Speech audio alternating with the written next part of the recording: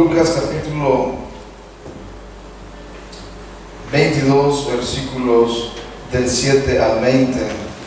Voy a dar lectura a estos versículos, hermanos, y ustedes me siguen con su vista. Dice la palabra de Dios de la siguiente manera: Llegó el día de los panes sin levadura, en el cual era necesario sacrificar el cordero de la Pascua.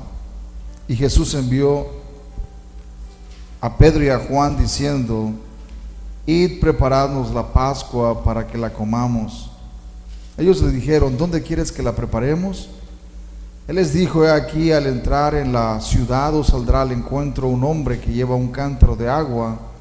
Seguidle hasta la casa donde entrare, y decida al padre de familia de esa casa: el maestro te dice, ¿dónde está el aposento donde he de comer la Pascua con mis discípulos? Entonces él os mostrará un gran aposento alto, ya dispuesto, preparad ahí. Fueron pues y hallaron como les había dicho, y prepararon la Pascua. Cuando era la hora, se sentó a la mesa y con él los apóstoles, y les dijo: Cuánto he deseado comer con vosotros esta Pascua antes que padezca, porque os digo que no la comeré más hasta que se cumpla en el reino de Dios.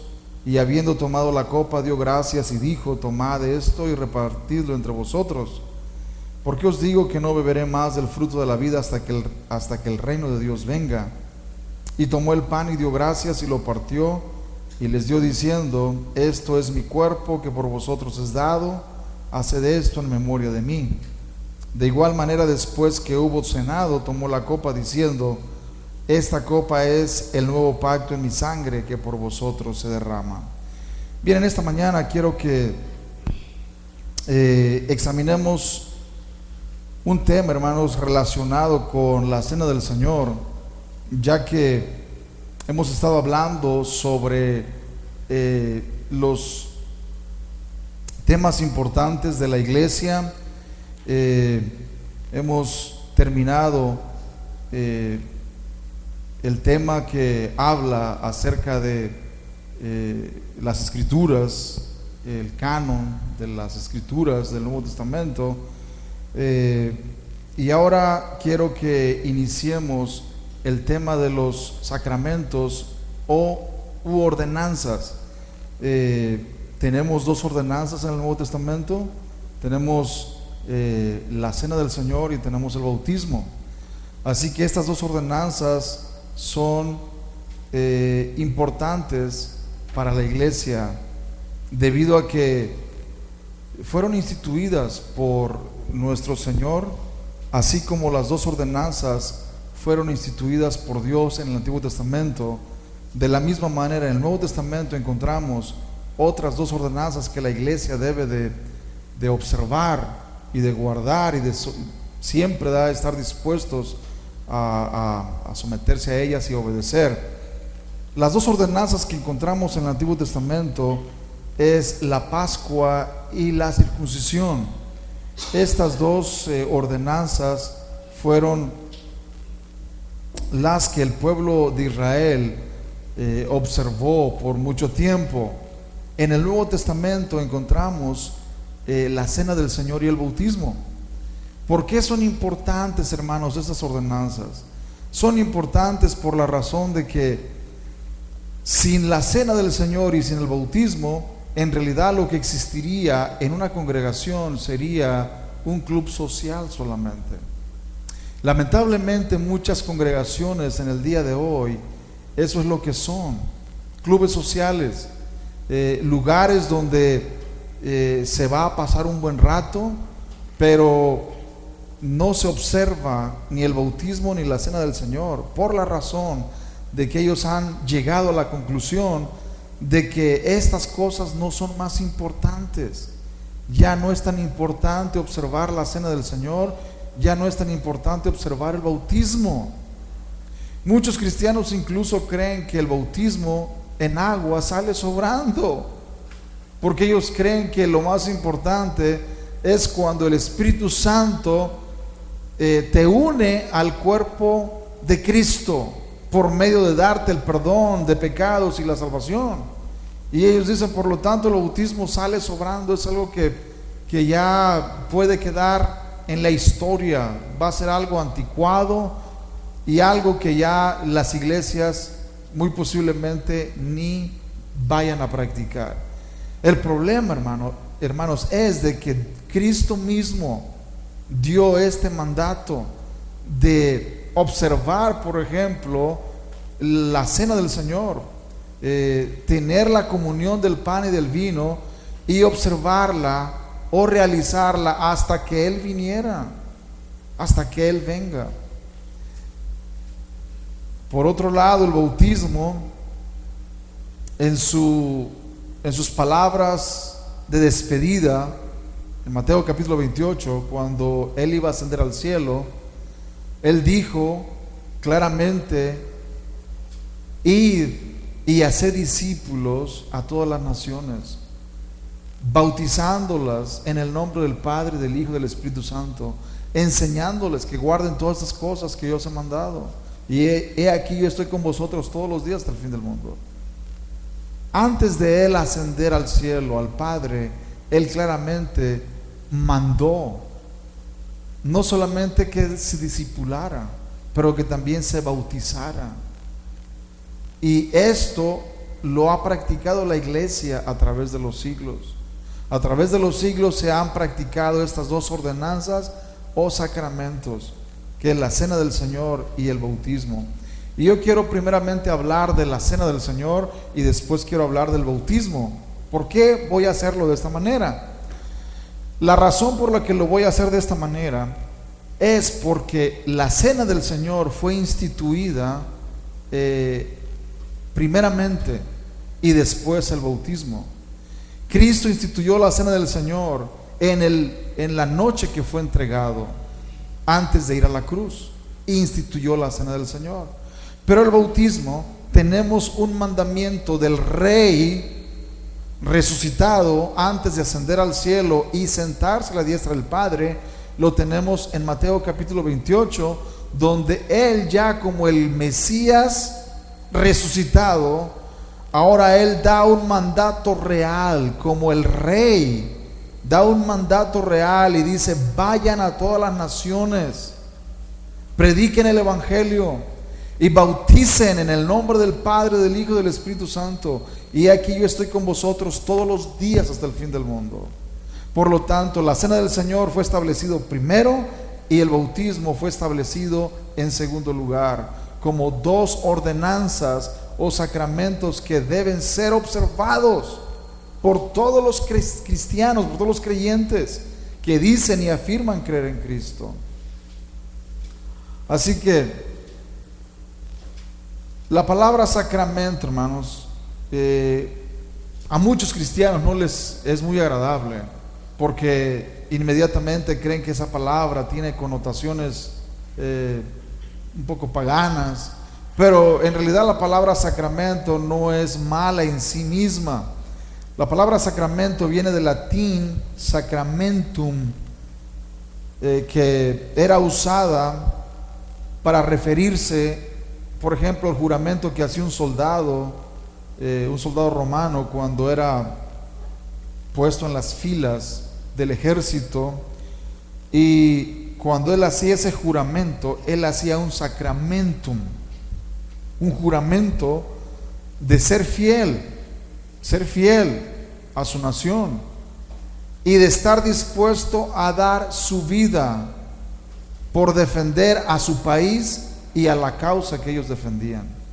Así que esa palabra sacramento fue utilizada por los cristianos muy temprano en la historia de la iglesia para hablar de que tanto el bautismo como la cena del Señor son dos sacramentos, o sea, son dos promesas que se hacen de que el que está haciendo esa promesa se compromete a ser fiel al Señor y de incluso estar dispuesto a dar su vida, si es necesario, por la causa de Cristo.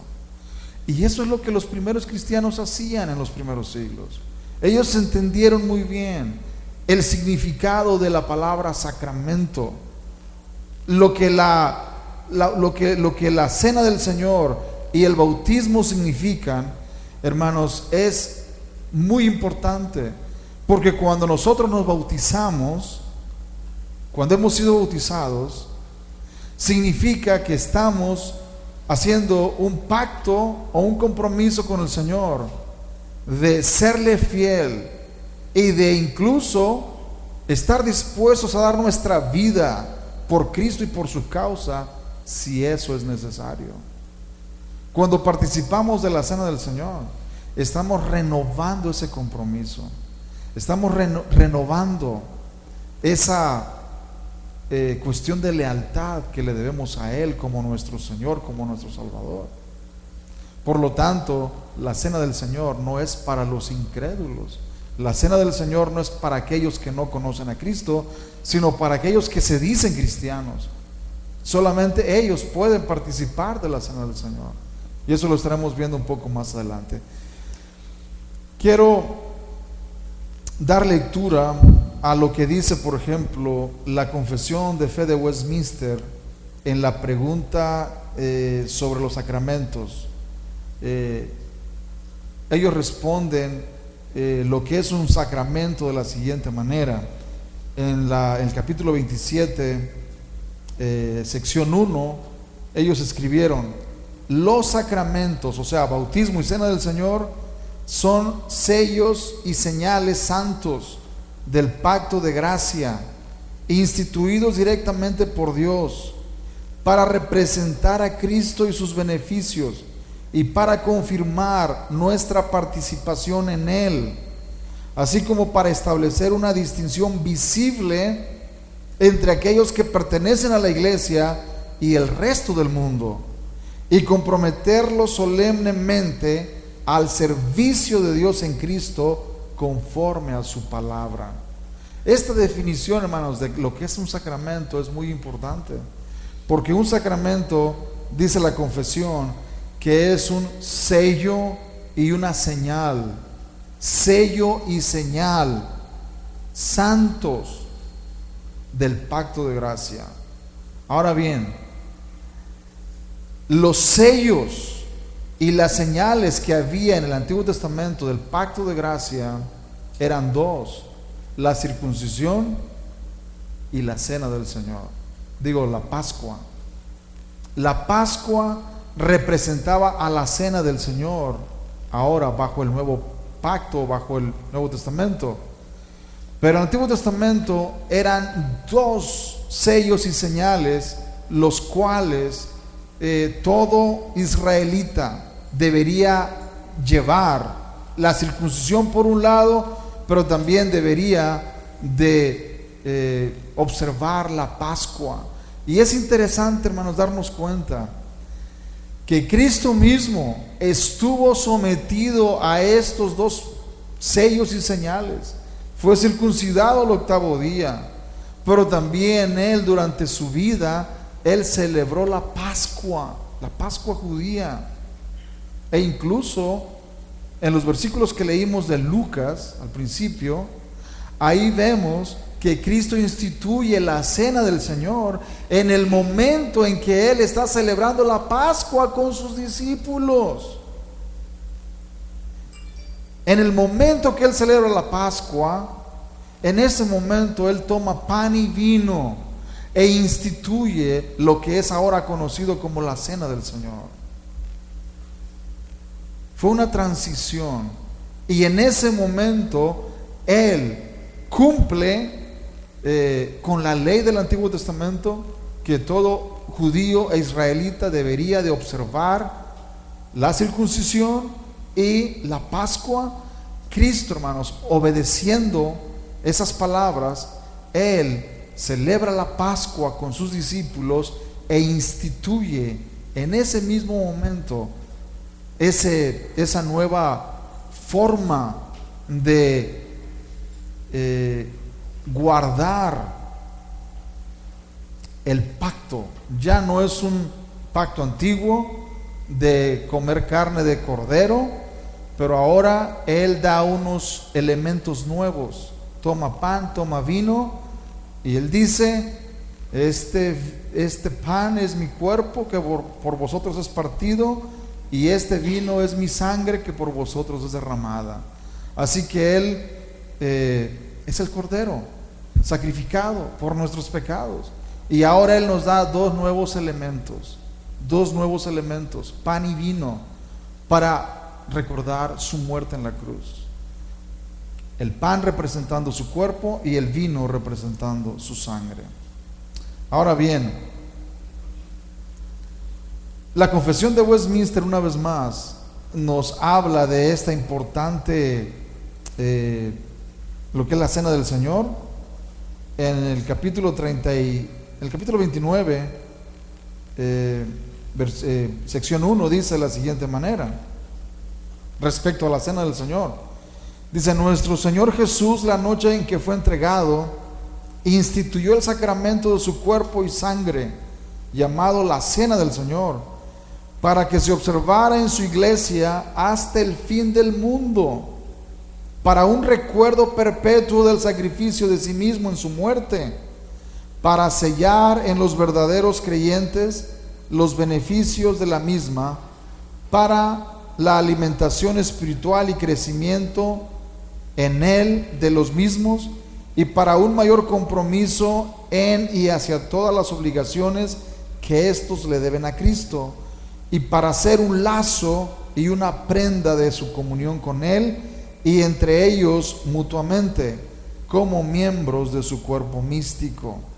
Esta explicación, hermanos, de la Cena del Señor, de la Confesión de Fe de Westminster, es muy importante, porque nos muestra claramente que los elementos del pan y del vino, hermanos, no son cualquier cosa, son elementos sagrados que fueron escogidos por Cristo mismo.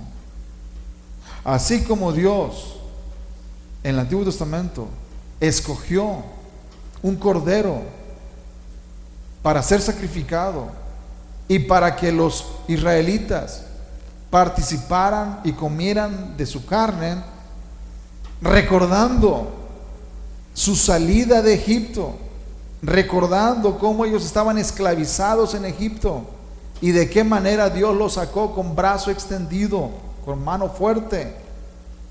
Dios los sacó de la esclavitud de Egipto y Dios les dio una ordenanza para recordar esa salida de la esclavitud, la ordenanza de la Pascua, la celebración del Cordero Pascual, donde todos ellos comían la carne del Cordero, recordando y celebrando esa salida, esa liberación del pueblo de Israel de la esclavitud en Egipto. Bueno, cuando Cristo celebra la Pascua con sus discípulos, Él establece una nueva ordenanza.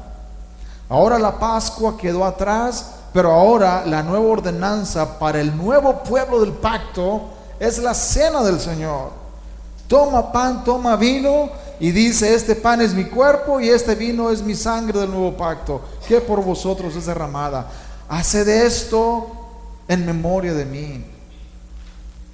Por lo tanto, hermanos, los dos sacramentos u ordenanzas son de suma importancia para el pueblo de Dios.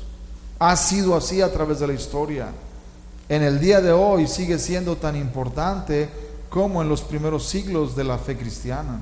Lamentablemente hay muchas iglesias en el día de hoy, demasiadas iglesias, congregaciones, las cuales toman estas ordenanzas o sacramentos como algo muy a la ligera y como si estos no fueran tan importantes. Pero es grandemente importante. Todo aquel cristiano que realmente desea agradar al Señor tiene que entender que no puede llamarse completamente cristiano si, número uno, no ha sido bautizado, número dos, no participa de la cena del Señor. Podrá decir que es cristiano, podrá decir que le pertenece a Cristo, pero si no posee las marcas que lo identifican como un cristiano externamente, y me refiero al bautismo y a la cena del Señor, hermanos, es imposible que pueda identificarse con con el cristianismo. Porque lo que identifica a la fe cristiana es precisamente que el cristiano reconoce la importancia del bautismo en agua y reconoce la importancia de la cena del Señor, recordando la muerte de Cristo en la cruz. Así que en esta mañana quiero hablarles un poco como introducción sobre la relación que existe entre la Pascua y la cena del Señor, o más bien las similitudes que hay, pero también las diferencias. Porque acuérdense, la cena del Señor viene a sustituir la Pascua del Antiguo Testamento. Así como el bautismo viene a sustituir la circuncisión, así también la cena del Señor sustituye a la Pascua que se celebraba bajo el Antiguo Pacto. Bien, esas similitudes entre la Pascua y la cena del Señor son las siguientes. Son tres y quiero dar lectura. Dice: las dos celebraciones involucraban el comer y beber en un contexto espiritual o religioso. Número 2, las dos celebraciones se enfocaban en la muerte expiatoria de un sustituto. De hecho, el Nuevo Testamento nos enseña que el Cordero Pascual tipificaba a Jesucristo en la obra expiatoria. Y 3, los elementos usados en ambas fiestas eran muy significativos. Porque en el Antiguo Testamento, hermanos, el elemento usado para la Pascua era la carne del cordero. Se comía esa carne con hierbas amargas y Dios había dado la manera, los detalles de cómo se debería celebrar la Pascua. ¿De qué manera? Panes sin levadura, por ejemplo, con hierbas amargas, comiéndolo deprisa, con vuestro calzado en vuestros pies, ceñidos vuestros lomos, porque así ellos participaron de la primera Pascua en Egipto, cuando estaban listos para salir y para abandonar ese país que Dios los iba a sacar de ese lugar con mano poderosa. Así que en el Nuevo Testamento ahora no existe el Cordero, porque el Cordero es Cristo mismo. Es el sacrificio perfecto por el pecado. Pero ahora Cristo toma dos elementos y los entrega a sus discípulos y muestra que estos dos elementos son los que su pueblo seguiría usando vez tras vez: pan y vino, para celebrar la cena del Señor y para recordar su muerte en la cruz. El apóstol Pablo, por ejemplo, en 1 Corintios capítulo 11, versículo 26, nos dice algo sobre esto y dice de la siguiente manera: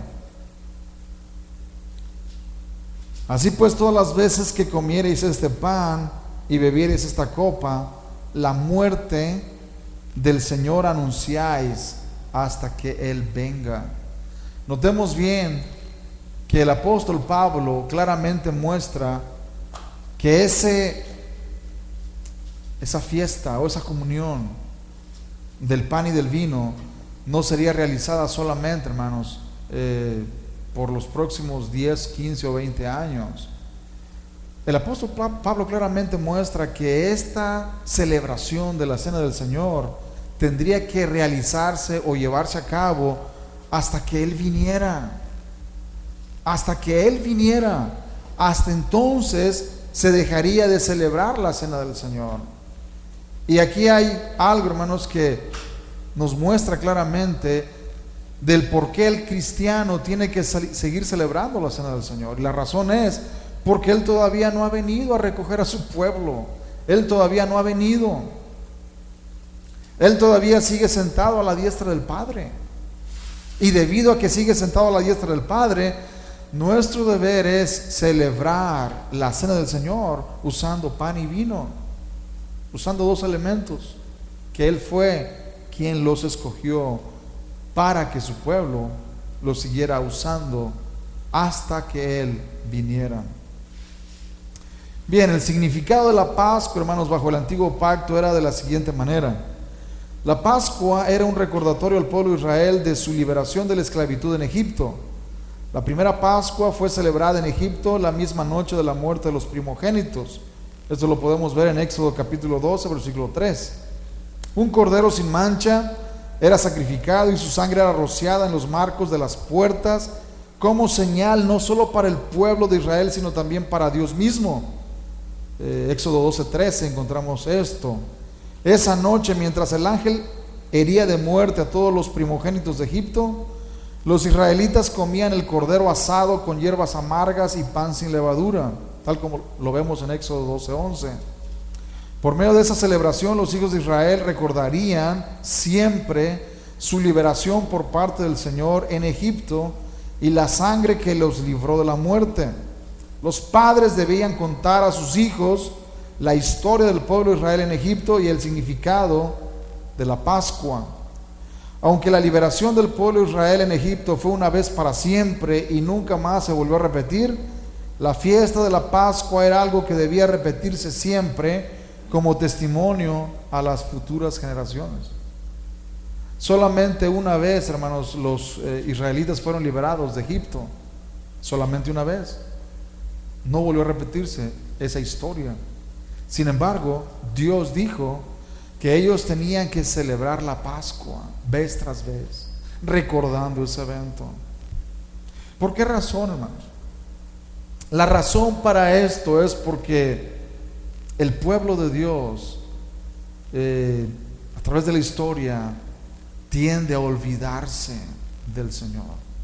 El pueblo judío, en su historia, cometió apostasía, abandonó al Señor.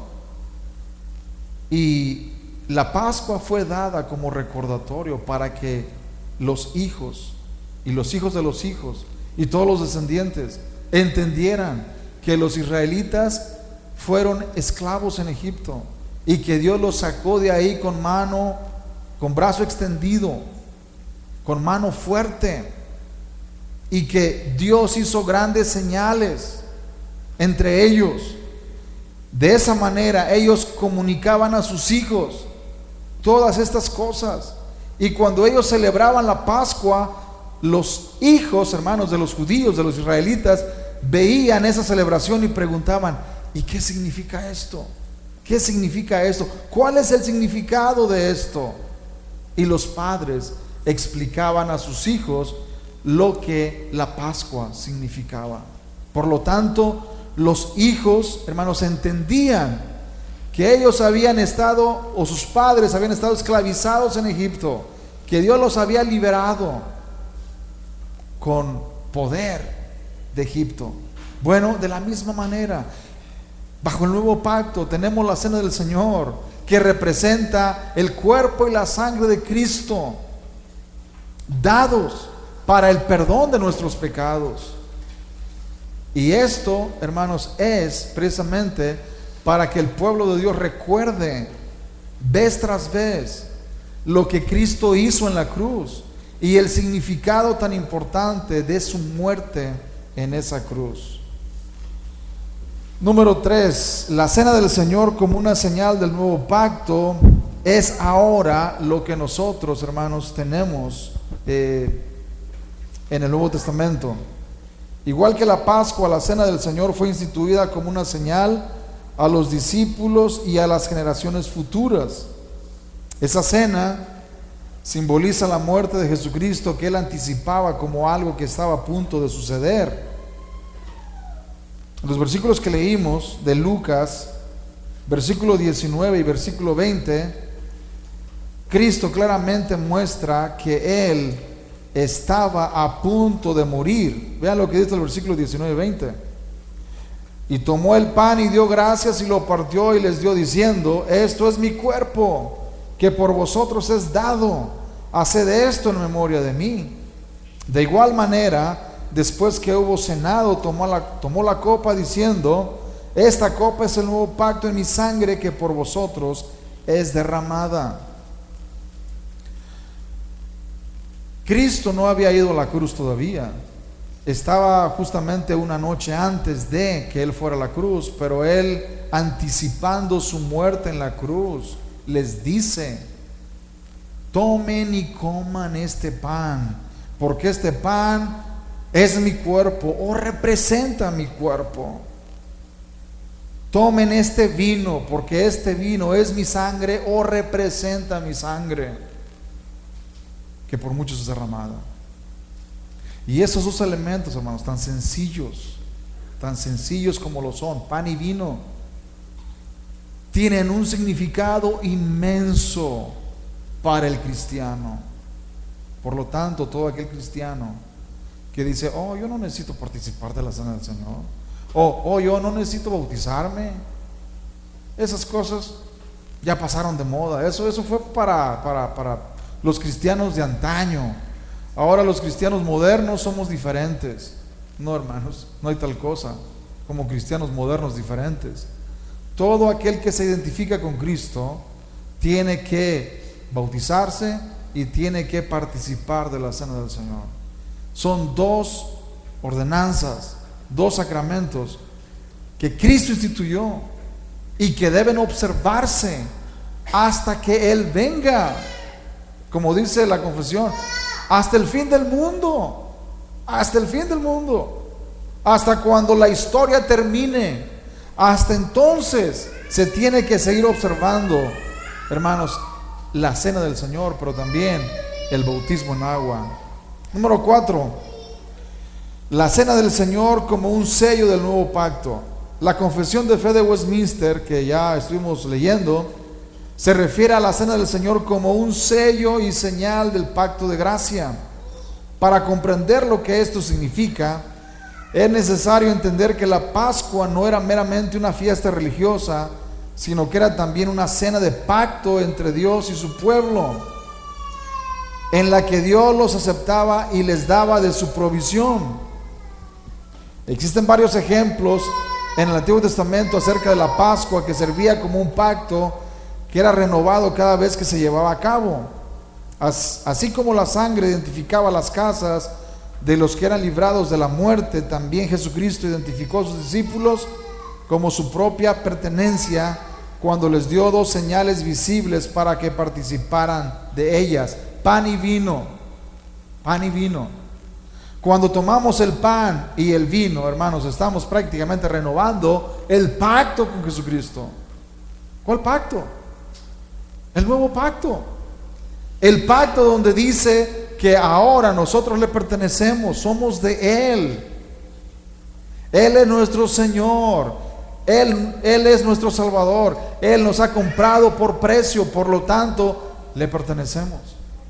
Y cuando hacemos o cuando venimos a la mesa del Señor y tomamos el pan y el vino, estamos renovando ese compromiso, ese pacto de que somos de Él y de que le pertenecemos.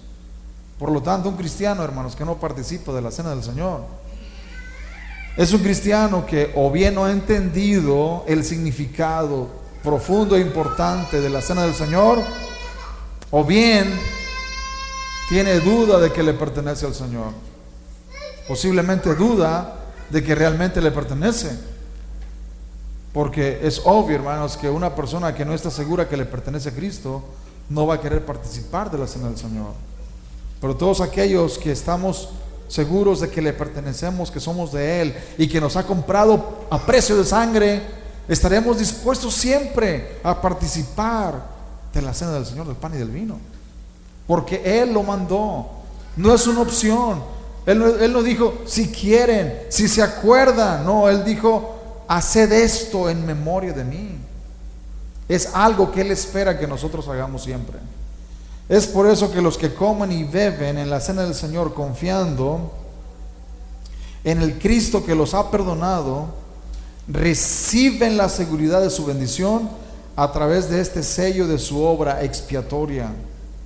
Lo que hace válido a cualquier documento oficial del gobierno, por ejemplo, es el sello que se le estampa en dicho documento. Así también la cena del Señor sella al pueblo de Dios al darles una confirmación segura de su participación de los beneficios de la muerte de Cristo. O sea, cuando participamos de la cena del Señor, hermanos, no es cualquier cosa. No es cualquier cosa. Es cierto, el pan y el vino son elementos que a simple vista no tienen ningún poder, y en realidad, contrario a la postura católica romana, nosotros no creemos que el pan y el vino sean literalmente el cuerpo y la sangre de Cristo. No creemos tal cosa. Pero sí, hermanos, creemos, en línea con las confesiones reformadas, que el pan y el vino son dos elementos tan importantes que cuando lo tomamos y lo comemos como Dios lo manda, como Cristo lo ha mandado, es como si literalmente estuviéramos siendo sellados espiritualmente, y de que ese sello nos identifica como pueblo de Dios, como la familia de Cristo, como parte del pueblo del pacto. Por lo tanto, todos aquellos que rehúsan participar de la cena del Señor, o iglesias que no celebran la cena del Señor, hermanos, no solamente están desobedeciendo la orden directa de Cristo, sino que están rehusando llevar ese sello y esa señal sobre ellos mismos al participar del pan y del vino. Como conclusión esta mañana, hermanos, voy a decir lo siguiente. Hubo un escritor llamado John Murray que dijo lo siguiente: cuando participamos de la copa con fe, es en realidad la misma afirmación de Cristo de que todo lo que envuelve al nuevo pacto en su sangre es nuestro. Es el sello de su gracia y fidelidad. Cuando participamos del pan y del vino, es como si el Señor estuviera dándonos visiblemente esa promesa de que así como estás tomando este vino y estás participando de este pan, así yo di mi cuerpo y mi sangre por ti. Fíjense bien, hermanos. Así yo di mi sangre y mi cuerpo por ti. Es algo visible, tangible. No es cualquier cosa, porque esto nos viene a recordar y a dar seguridad que el cuerpo partido de Cristo y su sangre derramada en la cruz es algo real, que ha sido aplicado a nuestra vida, y que debido a que ha sido aplicado, no estamos más bajo condenación. Ya no hay condenación para aquellos que están en Cristo. Y cuando participamos del pan y del vino, es como dijo este importante líder de la iglesia, es en realidad la misma afirmación de Cristo de que todo lo que envuelve al nuevo pacto en su sangre es nuestro. Es el sello de su gracia y fidelidad. ¿Cierto? El pan y el vino no confieren poderes, tal como la Iglesia Católica Romana lo afirma. No confiere ningún poder, no confiere gracia en un sentido estricto de la palabra. Pero cuando participamos del pan y del vino, tenemos la seguridad de que el Cristo mismo que instituyó esta importante ordenanza, todo lo que Él hizo en la cruz, sus beneficios son aplicados a nuestra vida. Y esto, hermanos, es solamente cuando entendemos el significado de la cena del Señor, bíblicamente hablando. Porque, como veremos en el próximo domingo, lamentablemente a través de la historia de la iglesia, el significado de la cena del Señor llegó a corromperse y llegó a creerse que ahora el solo hecho de participar del pan concedía ciertos beneficios espirituales, aun cuando la persona no tuviera fe verdadera. Y no hay tal cosa. Si no hay fe verdadera, el participar del pan y del vino, e incluso el bautismo, no ayudan en nada, absolutamente en nada. Tiene que existir el elemento de la fe verdadera, para que estos sacramentos o estas ordenanzas puedan traer los efectos necesarios. Pongámonos de pie esta mañana y continuaremos con este tema el próximo domingo.